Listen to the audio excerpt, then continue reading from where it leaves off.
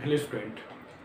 आज के इस क्लास में हम लोग जो टीजीटी और पीजीटी के टॉपिक स्टार्ट किए थे, आप देखिएगा पिछले क्लास में मैंने आपको कंटिन्यूअस फंक्शन की एक प्रॉपर्टी बताया था। और मेन जैसे हम लोगों ने जो टॉपिक स्टार्ट किया था वो क्वाड्रेटिक इक्वेशन होता है। हम लोग क्वाड्रेटिक इक्वेशन के रूट की बात करेंगे। पहले रूट का नेचर क्या होगा ये सब चीज़ें समझेंगे। तो रूट पर ही पहले मैं आपको जो किसी भी इक्वेशन का जो रूट होता है उसके बारे में पहले मैं बता दे रहा हूँ। देखिए, रूट ऑफ एन इक्वेशन, किसी भी इक्वेशन का रूट होता क्या है पहले ये समझते हैं हम लोग। ए नंबर, एक नंबर है जिसका नोटेशन हम लोगों ने अल्फा लिखा है। अल्फा आपका रियल नंबर भी हो सकता है और अल्फा आपका कॉम्प्लेक्स नंबर भी हो सकता है। A number alpha is said to be root of an equation f of x is equal to 0 if f of alpha is equal to 0। आपके पास कोई भी एक इक्वेशन दे दिया जाए और एक नंबर है अल्फा, ये नंबर आपका कॉम्प्लेक्स भी हो सकता है और रियल भी हो सकता है। अल्फा को कहा जाएगा कि ये इस इक्वेशन का रूट है कब, जब आप x की जगह पे अल्फा रिप्लेस करें और वो इक्वेशन को सेटिस्फाई कर जाए। जैसे एग्जांपल इसका देखिए, एग्जांपल समझिएगा। अगर हम लोग ये लिखते हैं x plus 2 is equal to 0, ये अपने आप में एक इक्वेशन है। यहाँ पर x की जगह पर अगर -2 रखेंगे हम लोग तो ये इसको सेटिस्फाई कर जाएगा। तो x is equal to -2 is root of above equation. ये पहला एग्जांपल। अगले पर आते हैं। Second, x square -1 is equal to 0। देखिए यहाँ पर x की जगह पर 1 और -1 दोनों रिप्लेस करेंगे तब भी इसको सेटिस्फाई करेगा। तो 1 और -1 are roots of above equation. तो रूट की मीनिंग आपको समझ में आ गई होगी। आपके पास कोई भी इक्वेशन हो, उस इक्वेशन में जो वेरिएबल है उसको किसी नंबर से रिप्लेस करिए, जैसे अल्फा से रिप्लेस करिए और वह उस इक्वेशन को सेटिस्फाई कर जाए तो ऐसे नंबर को कहा जाएगा कि वह उस इक्वेशन का रूट है, या कई बार उसको सॉल्यूशन भी बोला जाता है। अल्फा को रूट भी कहते हैं और अल्फा को इस इक्वेशन का सॉल्यूशन भी बोला जाता है। तो रूट हो गया। अच्छा, अब हम लोग आगे पढ़ेंगे sign change method. Sign change method, sign change method या साइन चेंज रूल, ये एक रूल होता है। इसका यूज कहाँ पे होता है हम लोग इसको समझेंगे। देखिए, आपके पास अगर मैं एक इक्वेशन लिख दूँ x square plus 5x plus 6 is equal to 0, ये अपने आप में देखिए यहाँ पावर 2 है। तो जब पावर 2 होता है वेरिएबल की तो आप उसको क्वाड्रेटिक इक्वेशन कहेंगे इन जनरल, क्योंकि मैं ये मान के चल रहा हूँ कि क्वाड्रेटिक इक्वेशन के बारे में पीछे बहुत सी चीज़ें आप पहले से जानते हैं। अभी मैं क्वाड्रेटिक इक्वेशन की डेफिनेशन कहीं नहीं लिखाया हूँ, लेकिन जब आएगा तो मैं आपको बता दूंगा। तो देखिए यहाँ पे वेरिएबल की हाईएस्ट पावर कितनी है, 2 है। जितनी पावर होती है x की उतनी वैल्यू यहाँ पे मिलेगी। तो x की यहाँ पे 2 वैल्यू मिलेगी। देखिए यहाँ पावर 1 है तो x की 1 वैल्यू आई, यहाँ पावर 2 है तो x की 2 वैल्यू मिली। तो जो उसकी डिग्री होगी, x की जो मैक्सिमम पावर होगी उतना ही x की वैल्यू मिलती है। अच्छा, वो आंसर कॉम्प्लेक्स में भी हो सकता है और रियल में भी हो सकता है। जैसे अगर आपके सामने मैं एक इक्वेशन लिखूं x square plus 1 is equal to 0, तो x की वैल्यू प्लस माइनस आई ये मिलेगी। अब ये आंसर किस में हो गया, कॉम्प्लेक्स में हो गया। तो ऐसा भी हो सकता है कि जैसे आपके पास कोई भी इक्वेशन हो, उस इक्वेशन के पास कॉम्प्लेक्स रूट भी आ सकते हैं और उसके पास रियल रूट भी आ सकते हैं।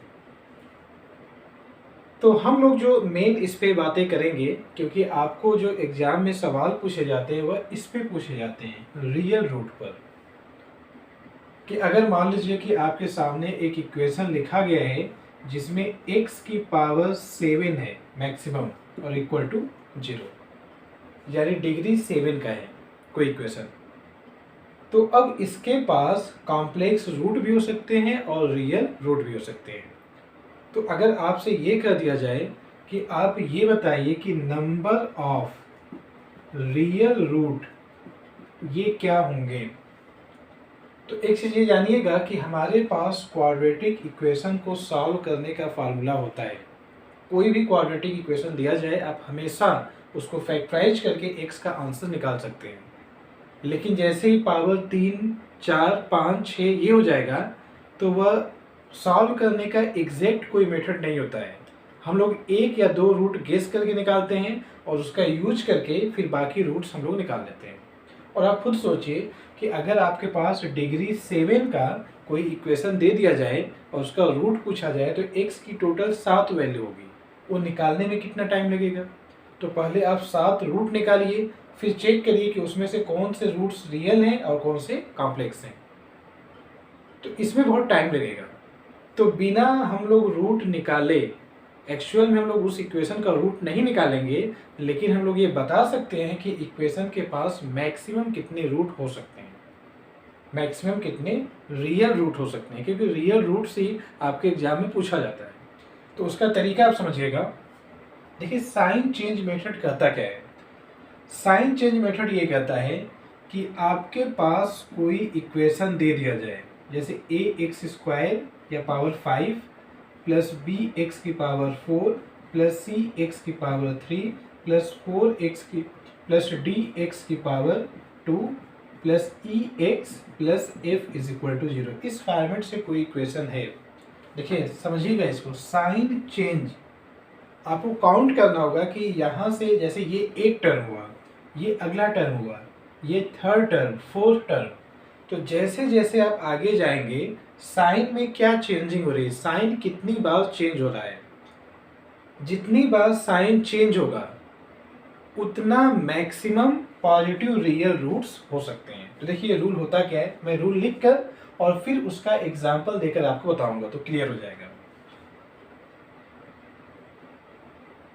देखिए रूल ये कहता है द नंबर ऑफ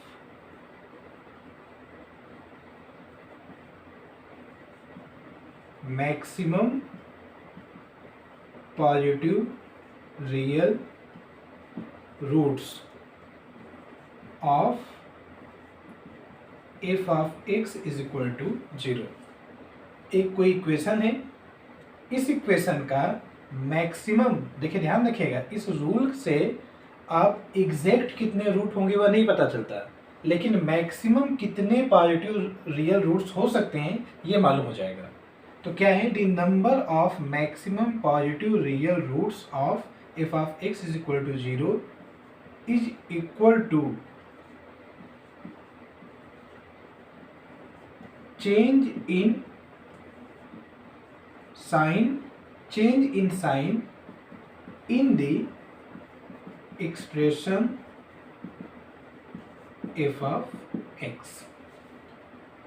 यानी जो ये f of x है लेफ्ट साइड, उसमें साइन कितनी बार चेंज हो रहा है, यानी प्लस माइनस कितनी बार हो रहा है, कन्वर्ट हो रहा है, उसके equal maximum positive real roots हो सकते हैं। चलिए इसका एग्जांपल लेकर मैं आपको मीनिंग बताऊं कि क्या इसका मीनिंग है।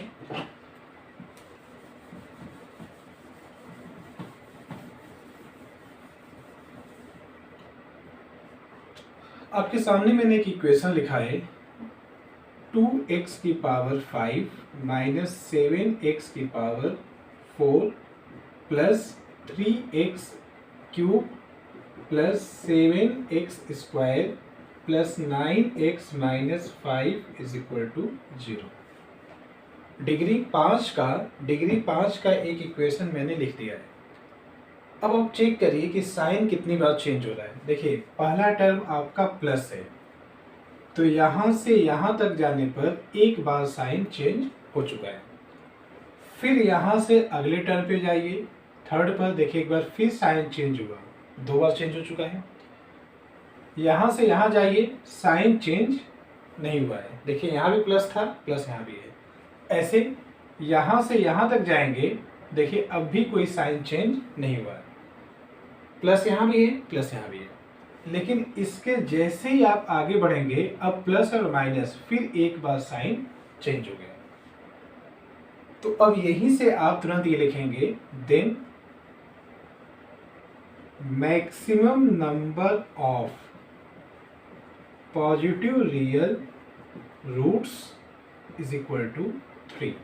साइन कितनी बार चेंज हो रही है? 3 बार चेंज हो रही है। तो इस इक्वेशन के मैक्सिमम पॉजिटिव रियल रूट्स क्या हो सकते हैं? वह 3 के इक्वल हो सकते हैं। तो अच्छा, इससे बेनिफिट क्या मिलेगा? आप समझिए कि ये क्यों पढ़ रहे हैं हम लोग। जैसे मान लीजिए कि ऐसा इक्वेशन देकर उन्होंने एक ऑप्शन ऐसे रख दिया, कोई इस फॉर्मेट का, एट रैंडम मैं आपको एक क्वेश्चन फॉर्मेट से बता दे रहा हूँ।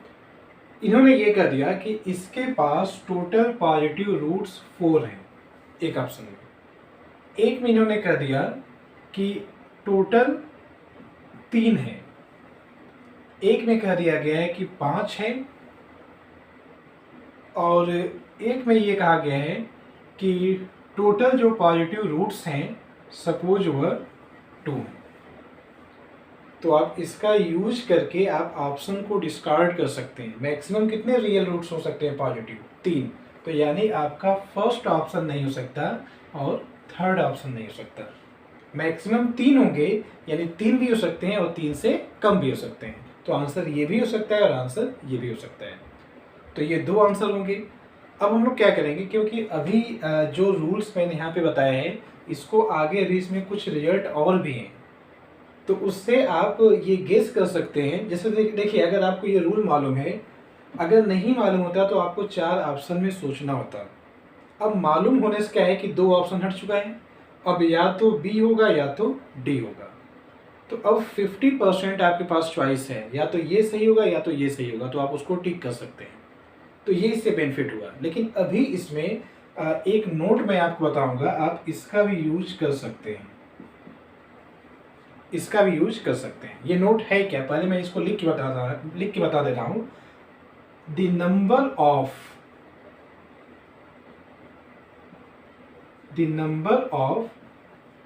Maximum negative real roots of f of x is equal to 0। जैसे आपके पास ये जो रूल था, इस रूल का यूज करके मैक्सिमम पॉजिटिव रियल रूट्स बता सकते हैं। तो आप जानते हैं कि किसी भी इक्वेशन के पास नेगेटिव रियल रूट्स भी हो सकते हैं। तो the number of maximum negative real roots of f of x is equal to 0 is equal to number of maximum positive real roots of f of minus x is equal to 0। क्या बताया जा रहा है कि अगर आपको कोई equation दे दिया जाए और ये पूछा जाए कि इसके पास मैक्सिमम नेगेटिव रियल रूट्स क्या हो सकते हैं, तो आप x की जगह पर माइनस x रखिएगा और आप इसका पॉजिटिव रियल रूट्स निकाल लीजिएगा, क्योंकि जो इसका पॉजिटिव रियल रूट्स होता है वह इसका नेगेटिव रियल रूट्स होता है। ये आप रिप्लेस करके अपने हिसाब से कोई इक्वेशन लेके सोच के देख सकते हैं। चलिए मैं इसको एक एग्जांपल से आपको बता दे रहा हूँ और इसको रफ करके मैं आगे आपको बता रहा हूँ।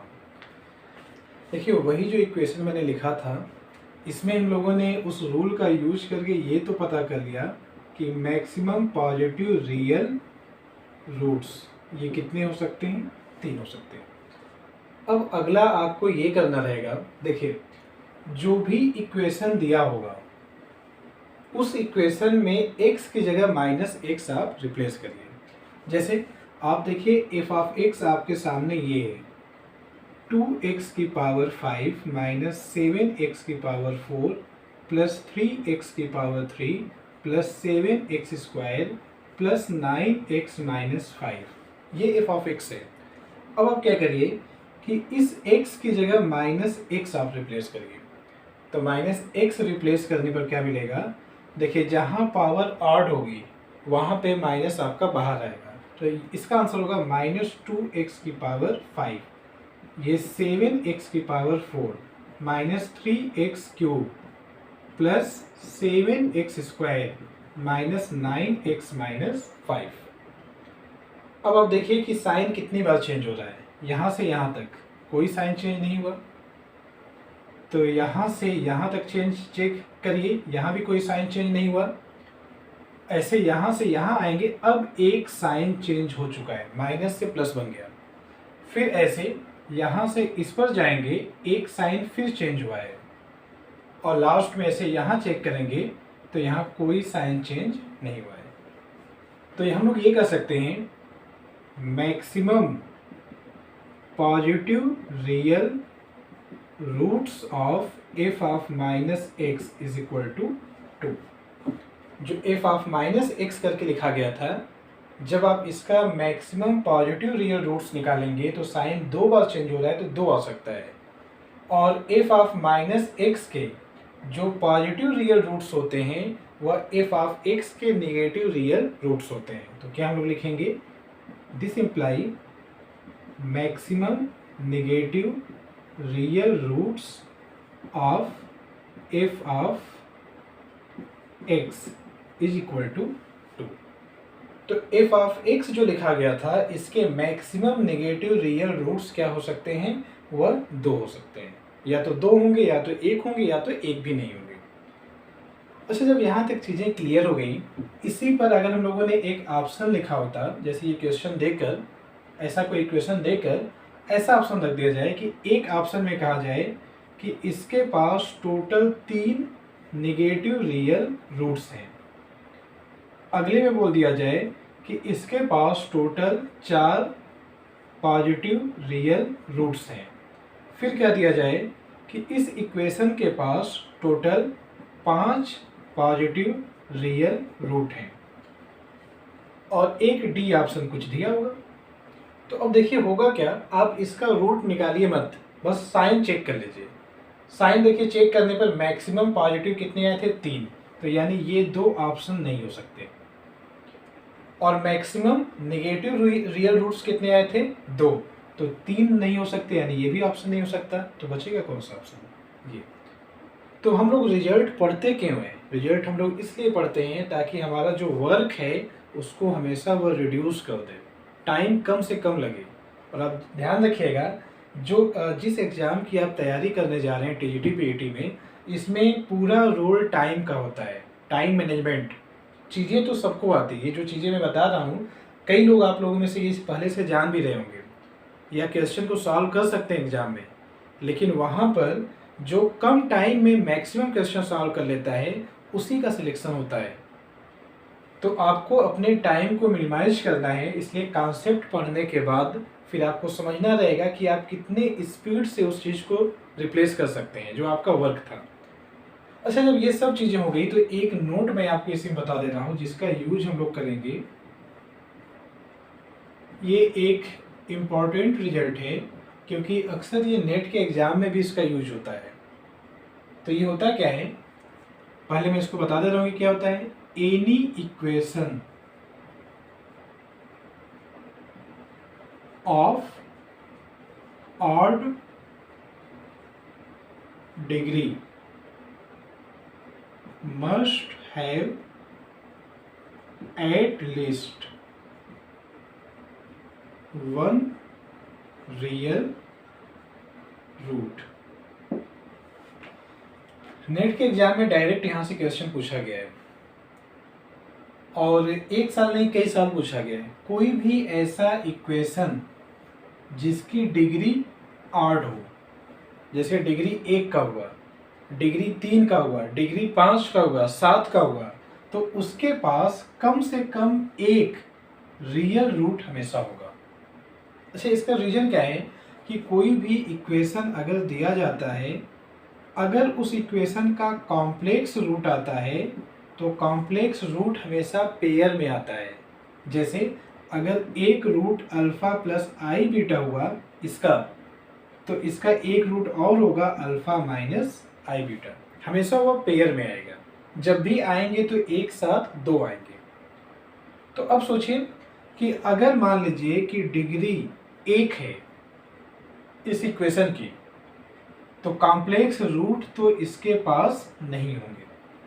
अच्छा, यहाँ पे हम लोग कॉम्प्लेक्स का मीनिंग ये लेकर चलेंगे जिसमें आई वाला पार्ट जीरो न हो। अगर मान लीजिए कि किसी इक्वेशन का डिग्री एक का, अभी मैंने पीछे बताया था, इसका एक रूट -2 है, तो ये रियल रूट है लेकिन ये कॉम्प्लेक्स भी है। यहाँ पर हम लोगों को कॉम्प्लेक्स कहने का सेंस है कि जिसमें इमेजिनरी पार्ट जीरो ना हो, हम लोग उसकी बात कर रहे हैं। तो देखिए, अगर डिग्री एक का है ना, तो उसके पास कॉम्प्लेक्स रूट नहीं होगा, उसके पास रियल रूट होगा, क्योंकि कॉम्प्लेक्स जब भी होगा तो एक साथ दो आएगा। अच्छा, ऐसे मान लीजिए कि अगर डिग्री 3 का है, तो डिग्री 3 का होने पर क्या होगा कि देखिए टोटल वहाँ x के आंसर 3 आएंगे, x1, x2, x3। तो आप जानते हैं कि अगर कॉम्प्लेक्स रूट आया तो एक साथ कितना आएगा, एक साथ हमेशा दो आएगा, दो आएगा।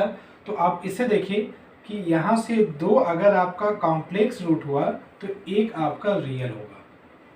ऐसा भी हो सकता है कि कॉम्प्लेक्स एक भी ना हो तो x1, x2, x3 ये तीनों आपका रियल हो जाएगा। तो कम से कम एक रियल रूट हमेशा मिलेगा। देखिए, रीजन ये है, जो भी चीज़ें मैं बता रहा हूँ ये ध्यान रखिएगा कि कॉम्प्लेक्स रूट हमेशा पेयर में आते हैं। कॉम्प्लेक्स रूट अगर हमेशा पेयर में आते हैं, जैसे आपके सामने मैं एक एग्जांपल रखूं कि सपोज एक ग्रुप है, इस बात को समझिएगा,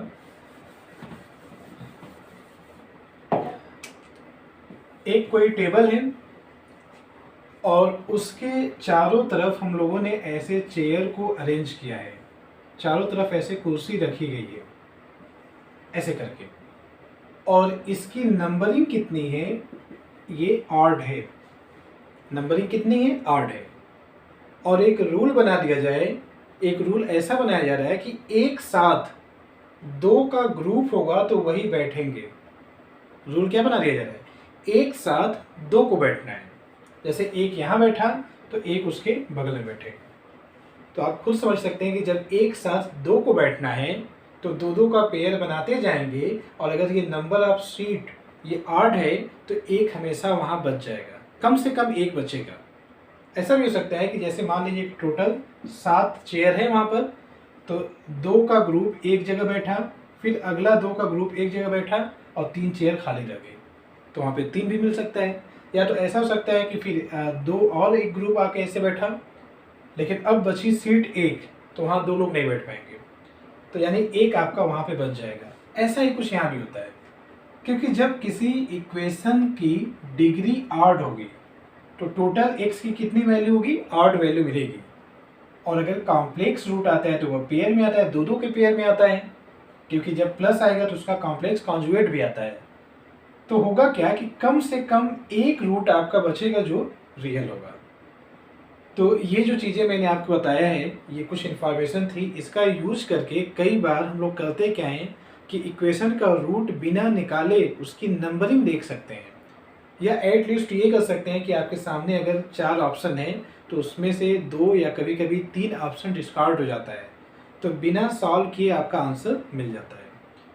तो अब मैं इस क्लास को यहाँ पे क्लोज कर रहा हूँ, और अगले क्लास में हम लोग जब मिलेंगे तो वहाँ पे मैं आपको क्वाड्रेटिक इक्वेशन और उसके रूट्स के नेचर के बारे में बताऊँगा। मिलते हैं हम लोग बहुत जल्द। Thank you.